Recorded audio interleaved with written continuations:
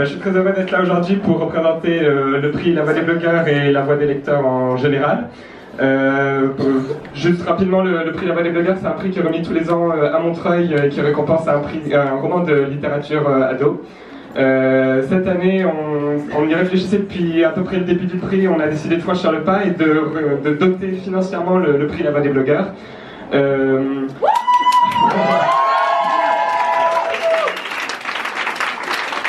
C'est bien, ça me permet de regarder mes notes en même temps.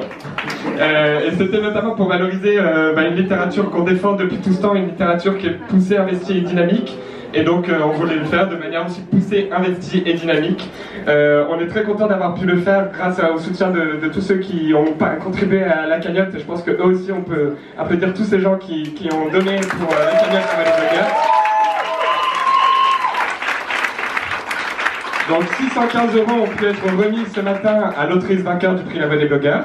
Donc on est très heureux de ça. On est très heureux aussi d'avoir pu, de notre côté, montrer que les blogueurs ne sont pas toujours des amateurs rigolos, jeunes fauchés, et qu'on a aussi notre légitimité à défendre cette littérature et ses auteurs.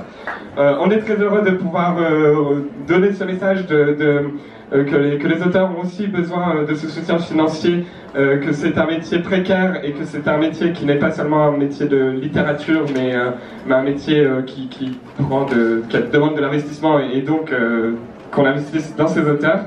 Et c'est pour nous une manière de montrer de justement valoriser la littérature jeunesse.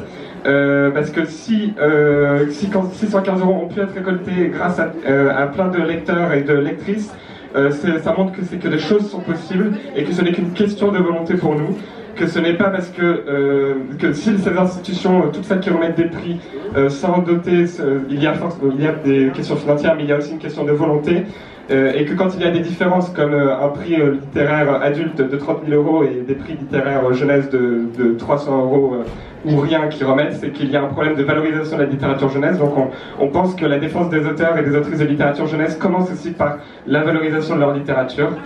Donc voilà, merci à tous, tous ceux qui ont participé, et on est très heureux d'être avec la charte aujourd'hui.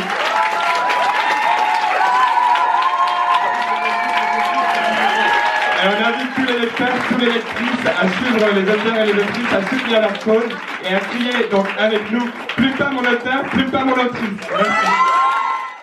Merci. Alors tout d'abord, merci pour ce mouvement de solidarité, pour cette union autour des artistes-auteurs présents. Avec la Charte des auteurs et illustrateurs jeunesse aujourd'hui, la Société des gens de lettres, l'ATLF pour les traducteurs littéraires, le SNAC et le SNAC BD, qui sont nos partenaires quotidiens. Bien sûr, la voix des blogueurs pour les lecteurs, avec ce fameux slogan « Plus pas mon auteur » qui aura été une source d'inspiration pour nos manifestations, comme vous avez pu le voir. Alors c'est peut-être ce que vous attendiez de nous aujourd'hui. Les plumes, les revendications festives, où nous a attribué un rôle illibré, ceux qui divertissent. Surtout en littérature jeunesse, n'est-ce pas? Notre façon de nous exprimer, joyeuse en représentation, c'est peut-être encore les traces de notre pudeur à montrer et à parler de l'envers du décor. Créativité sociale, ça ne fait pas forcément bon ménage dans l'inconscient collectif. Eh bien nous, dans notre quotidien, nous ne séparons pas imaginaire et réalité, inspiration et pragmatisme. Nous ne séparons pas non plus la vie créative de la vie tout court. Aujourd'hui, la situation est d'une grande urgence.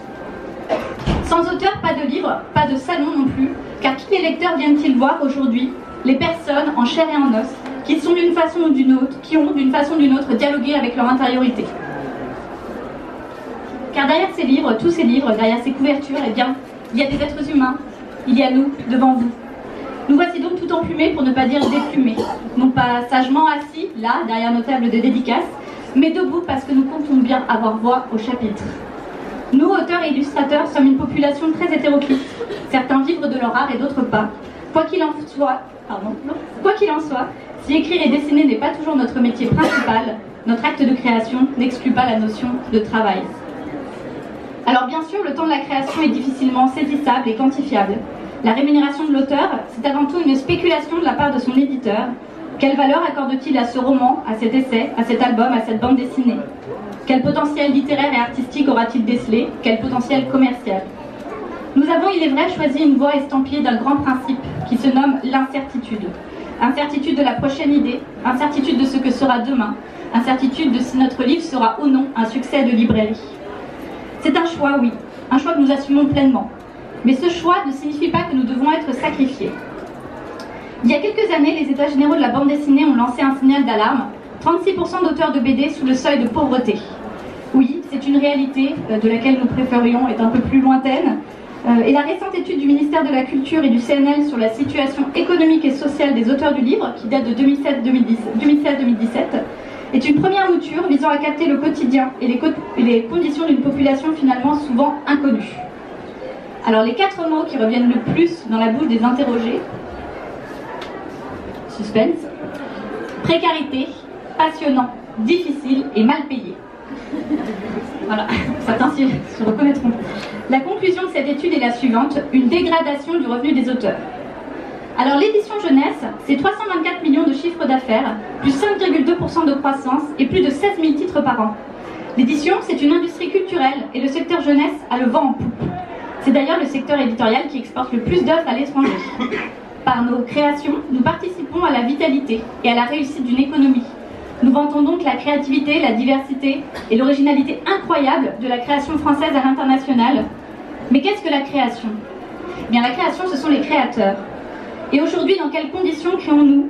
Nous vivons dans une situation plus préoccupante que jamais, baisse des revenus, alourdissement des cotisations, délai de paiement à plus d'1 an, et récemment la non-anticipation de la compensation de la hausse de la CSG qui a pour nous mis le feu aux poudres. Aurait-on oublié que nous sommes aussi des actifs? L'étude que je cite du ministère de la Culture et du CNL, qui ne donne qu'un premier échantillon des disparités de rémunération entre littérature jeunesse et le reste de la profession, indique que les avaloirs et les pourcentages sont nettement plus faibles pour nous, auteurs jeunesse.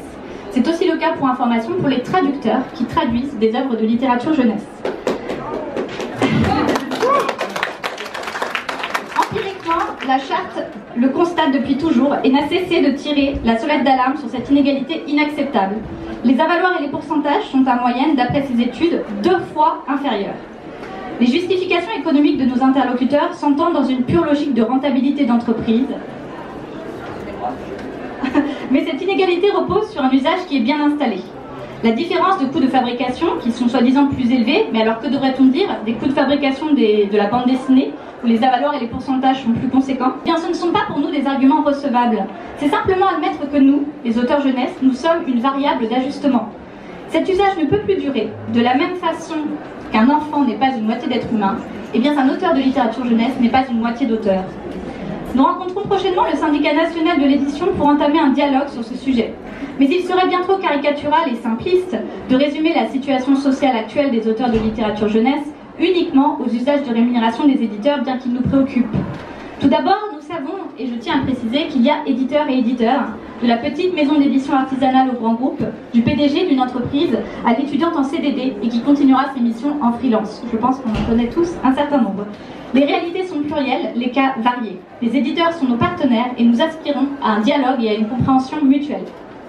Mercredi dernier, la Charte a pu rencontrer Françoise Nyssen, ministre de la Culture. Cette dernière nous a annoncé une bonne nouvelle, que la CSG serait bien compensée pour les artistes-auteurs. Je crois qu'on peut applaudir. Nous remercions le ministère de la Culture de s'être emparé de ce sujet et d'avoir trouvé cette solution sur laquelle nous attendons néanmoins des détails techniques et une garantie de pérennité.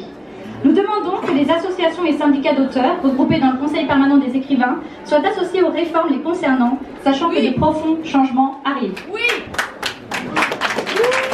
Françoise Nyssen a rappelé, une œuvre est l'objet d'un créateur qui doit avoir sa juste rémunération. Une étude du ministère de la Culture a été annoncée de sa part lors de la remise des pépites. Et nous savons que prochainement, une étude sera lancée sur les auteurs de littérature jeunesse, mais aussi sur la chaîne du livre, ce qui nous intéresse tous. Nous nous réjouissons de cette nouvelle. Alors la Charte, qu'est-ce que c'est? Ça existe depuis 42 ans. C'est une association qui est née de l'initiative d'auteurs et d'illustrateurs qui voulaient se rassembler, tisser du lien professionnel et échanger. C'est une association de terrain, essentiellement composée d'auteurs bénévoles, montant eux-mêmes leurs projets. Elle est née d'un besoin de considération, d'un besoin de poser des normes, des règles et des cadres, là où il n'y en avait pas forcément. À ce titre, le tarif de la Charte a été une grande victoire. Auparavant, sachez que les interventions des auteurs étaient bénévoles. Mais alors d'où vient la force de ces tarifs? Eh bien sa force, elle vient de vous, auteurs et illustrateurs jeunesse, qui vous êtes emparés de cette recommandation et qui l'avez posée comme condition pour défendre la valeur de ce que vous êtes et de ce que vous apportez à la société. Vous avez décrété que votre temps, votre énergie avait une valeur. Nous devons donc continuer tous ensemble dans ce sens. Alors ça veut dire savoir dire non, ça veut dire négocier, ça veut dire s'informer. Et ça veut dire avec les pourcentages. Et ça veut dire être unis et solidaires plus que jamais. Car même si nous sommes dispersés sur plusieurs territoires, même si nous sommes isolés, même si créer est un travail atypique, eh bien nous formons une profession. Les artistes auteurs en France, eh bien ça représente 260 000 personnes. Si on recherche sur les auteurs du livre, et puis sur les auteurs illustrateurs jeunesse, en l'occurrence en littérature jeunesse, nous sommes ce qu'on appelle une micro-population. Nous sommes aussi auteurs et illustrateurs, nos lecteurs. Ces vies effleurées, profondément bouleversées à travers les livres.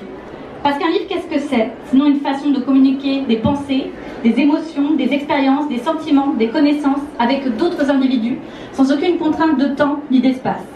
Eh bien, vous l'avez prouvé aujourd'hui et nous vous remercions, nous ne sommes pas seuls. Merci.